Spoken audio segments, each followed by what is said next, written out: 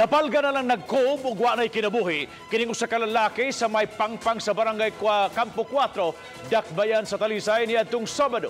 Matod sa kapulisan nga nagsilbing usa ka police asset ang maong biktima. Gani mas palawman pa nila ang investigasyon aron masuta kung usa ba kini sa motibo sa pagpatay. Kini ang gitutukan ni Luan Merundina. Nag-ubo ng way kinabuhi kining usa ka wa mailhing lalaki dihang napalgan sa mga mulupyo sa sitio Campo 5, barangay Campo 4, Dakbayan sa Talisay, alas 7 sa buntag niadtong Sabado. Gigapos ang mga kamot ni ini og nylon samtang ang baba gitaptapan og panapton. Nakuha sa crime scene ang napo ka empty shell sa caliber .45 pistol.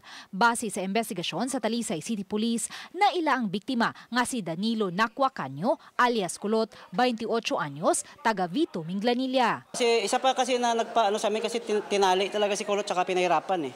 So it only means na may galit sa kanya yung pumatay sa kanya. In which most likely mga kasamahan niya.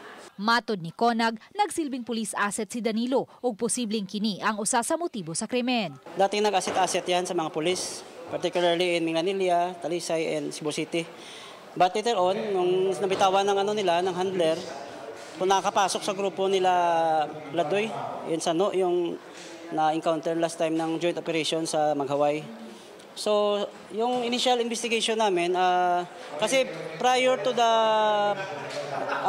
bypass doon, may balita kami na nag-away-away itong grupo na to.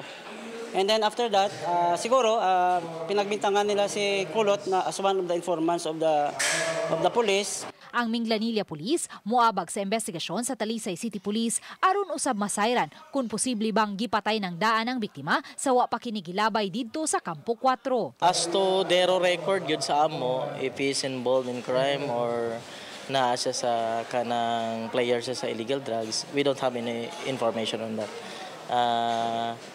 Ang ato lang dia is we would like to kanang counter pod kung regarding basta mga operations nato sa barangay Kuanos or sa barangay Vito bang ang information mo nako is taga Kuanos siya and taga Vito.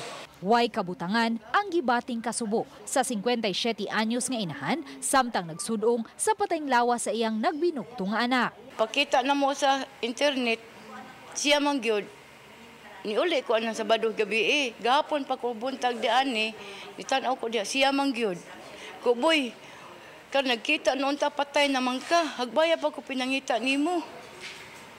Karon nagkita ta din ang makakasulti. 24 anyos ang edad ni Danilo dihang katapusan silang nagkita og nanrabaho pa kini isip usa ka construction worker. Busa wa na masayod si Anastasia kung nalambigit ba sa illegal nga kalihukan ang iyang anak. Nagtrabaho sa construction akong gianha. Ningon naman yung foreman wala na magtrabaho ng akong anak. Wa sad sila kibawog asa puyo. Di, wala na lang ko, ulit na lang ko sa liluan. Nagpuyot lang ko ako ra usa. Nanganghanam lang ko nga, giteksan mi nga mauna. Iyang gipasabot nga sa birth certificate, Danilo Lawas ang napatik nga pangan sa iyang anak. Kay wa man sila makasal sa amahan ni ini ug kanyo ang apelyido sa apuhan sa biktima. Way plano si Anastasia nga mosangat pa og reklamo ug buot lang niyang mapahiluna ang patayng lawas sa iyang anak. Saka ko kaso sa may gasto na ko. Wa ko'y trabaho, manghilot ako. Unay magpalaba, mula balasag ko. Mura na akong guamahin mo. Ilubong lang na ako. Wala. Okay, sa ito nagpatay niya. Manghinaot lang ko nga mo surrender siya. Luan Merondina, Balitang Bisdak.